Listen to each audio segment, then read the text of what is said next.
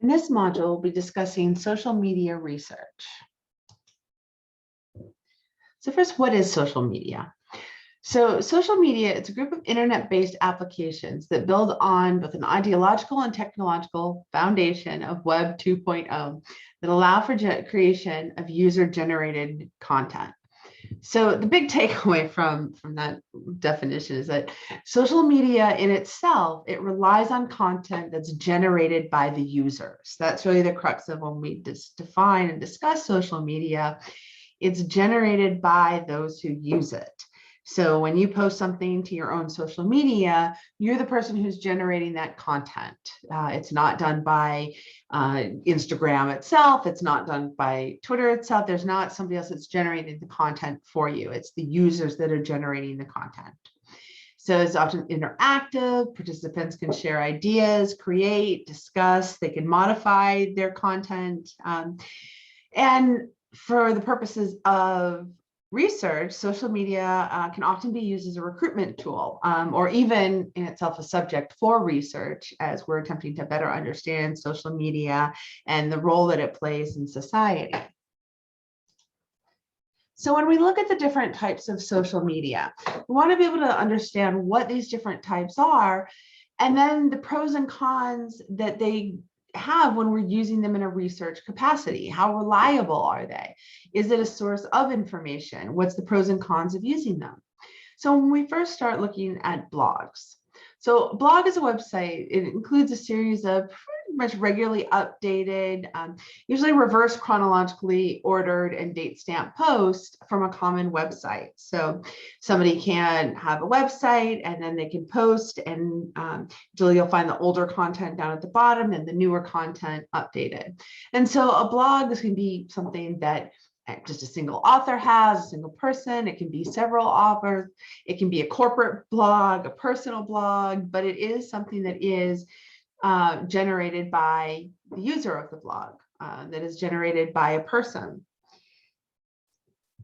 So the pros of it is that there's lots of blogs out there. It's convenient, it's low cost. You don't usually have to pay to access a blog. There can also be lots of data, including archival data. The cons of this is that because, and this is with a lot of social media, when it's user-generated content, okay, they do not require fact-checking.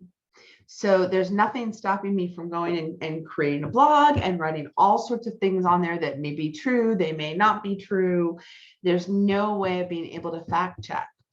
And so sometimes it can also be difficult to find relevant blogs, or blogs that actually fit the criteria for relevance as defined by research. So we think, what would it look like to do research on blogs? So let's say that you were doing research on the experience of somebody who's going through cancer treatments. And so you come across somebody who's kept a blog, or maybe there's a group of people who are blogging or a blogging community.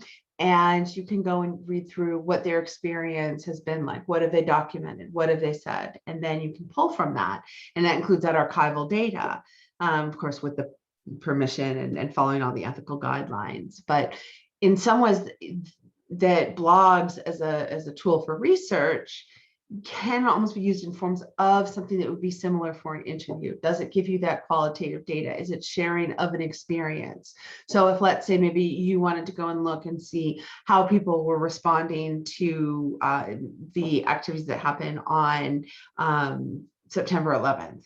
And so you could go and look at different blogs. You might be able to find out what people were blogging about. And then you could compare, say, 100 different blogs that where people wrote an entry on September 11th, and what were some of the common themes between them.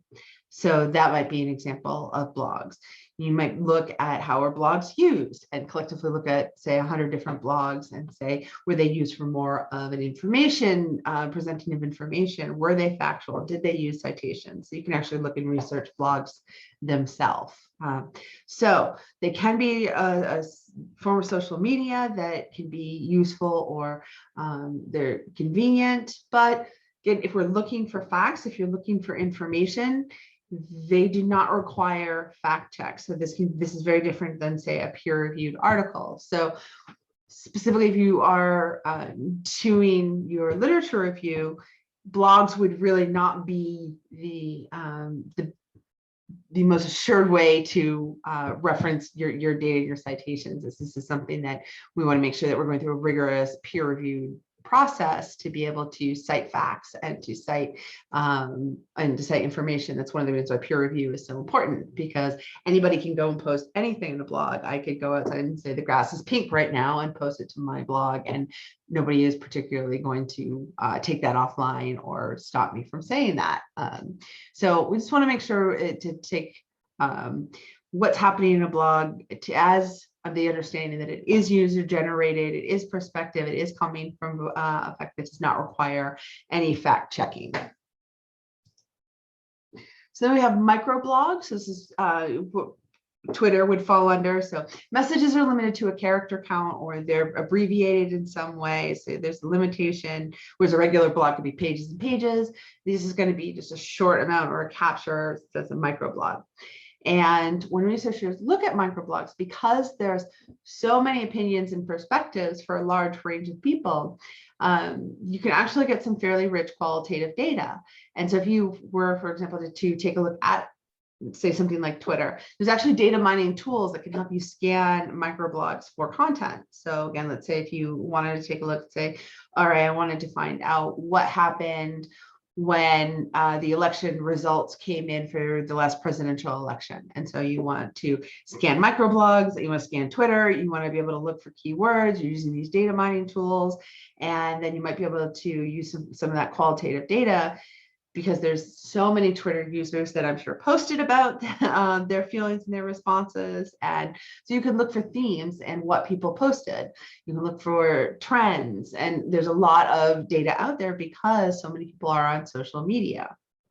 So again, though, with the caveat that it is user generated material, whether it be factual, not factual, opinion based or not, taking into consideration that anything with social media, because it's user generated, because it's not peer reviewed, because there's no fact checking on it, you're really looking at more of the storytelling or qualitative perspective for using microblogs. With social networking sites, so this would be more of like your Facebook, your Instagram, TikTok. So it brings together individuals. They may already be in an existing social network, so you may know these people in real life, or maybe you come together because you share a common interest, you've joined a group. And so your social networking, they can be diverse, and then some may be homogeneous. And the reason for that is depending on how much the person branches out. So if you're somebody, so just using Facebook as an example, where you only use Facebook for people that you know and you haven't joined any groups, and so it may be in that regard very homogeneous to the people that you knew, maybe people that you grew up with and your family, and you really don't expand beyond that. Where it may be incredibly diverse, where you've joined different groups or different sections, and you're able to socially network beyond just your general group. So they can be diverse, but not necessarily. Social networking sites, they do allow users to regulate who can access their personal content. Microblogging and Twitter, of course, can too, but you can set your social networking sites to be able to be private, to limit who can view certain posts, but not all posts. And so you can regulate who has access to it. So there is some degree of protection out there. So one of the things when you're looking at social networking sites is that you may only be able to see what is public. The same does go with microblogging, though it's seen that Twitter has fewer folks that may regulate their content, though there are some. But in terms of being able to find the wealth of information, a lot of people in social networking sites do tend to make it a little more private. So just something to consider, that as you're tracking, that you may only be getting pieces of what has been chosen to share publicly, as opposed to some of the gatekeeping that's there. Another piece of social networking is that it can make recommendation for friends of friends and a public display of connections. So you may see, are you friends with this person? 10 of your friends are friends with them. You must be interested in being friends with them too. So that's part of the social networking site, is to connect people, to connect friends of friends, and the fact that people can regulate their own personal content. But it is, again, user-generated content. Pros and cons of using social media. So again, accessing hard to reach populations. There are a lot of groups on social media, especially on Facebook and like some of the other social media sites, where there are support groups. There are ways to access peers, and so you may be able to reach these hard to reach populations through social networking, or friends of our friends, or who do I know? And you pull that thread and you're able to research them and find them and access them via social media in a way that you might not be able to message them or access them. It can be a source of natural data. People don't necessarily post because they believe that they're going to be researched and observed, though we get to that with big data. But if going back to the point of, let's say you were researching how people responded to the presidential election, or something, January 6th, or one of the things that have happened that affects everybody, and so you may be able to say, okay, let me go and see what people posted. This isn't something that they were saying to me as the interviewer, so you're removing the interviewer bias, and you're getting a source of natural data. The challenges of it is that it can be hard to reach the general population. So again, we're going to those who use social media sites and those who don't. Somebody may be extremely prolific in terms of posting to their social media, and then some people may be lurkers. They may not post a lot. They may not feel comfortable. Different age groups are going to have different levels of popularity. What age group is TikTok very popular with versus Facebook versus Twitter? What are the different populations and sample sizes that you're able to get? And then, of course, when we talked about in the module of online data by nature, is that you're weeding out people that don't have access to these sites. So activity level, there may need to be a lot of activity to make an analysis meaningful.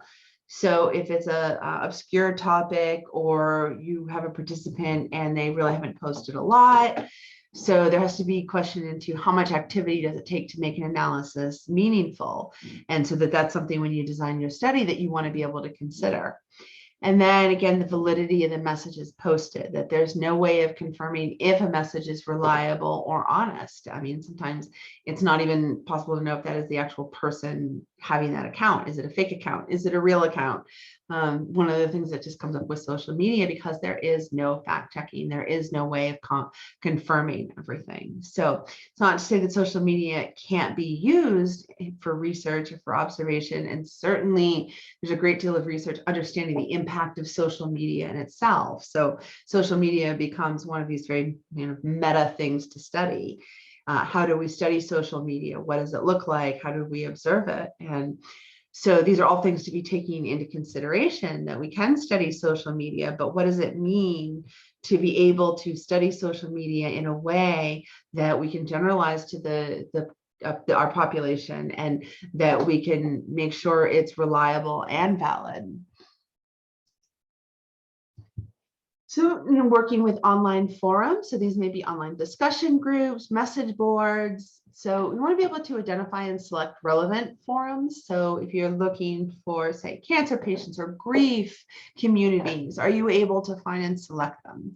And then also there's forums, there's sections, there's subboards. So you really do have to be able to be comfortable navigating these online forums to be able to find out and follow the different message threads and decide which conversation thread to use. There's certain online forums that it's very easy just to get lost in the conversation thread, just by nature of the way that it's set up and the user interaction. So being able to decide which conversation threads that you're going to be able to use, then to be able to prepare the data for analysis. And so a lot of times this may require downloading maybe a text transfer to a software package, so that you're able to upload the text and then it goes into software. or analyzing text that can require extensive reviewing of the qualitative data. So are there programs out there that can pull that data and then analyze it for you in a way that doesn't require you having to manually do it? So things to consider when working with an online forum.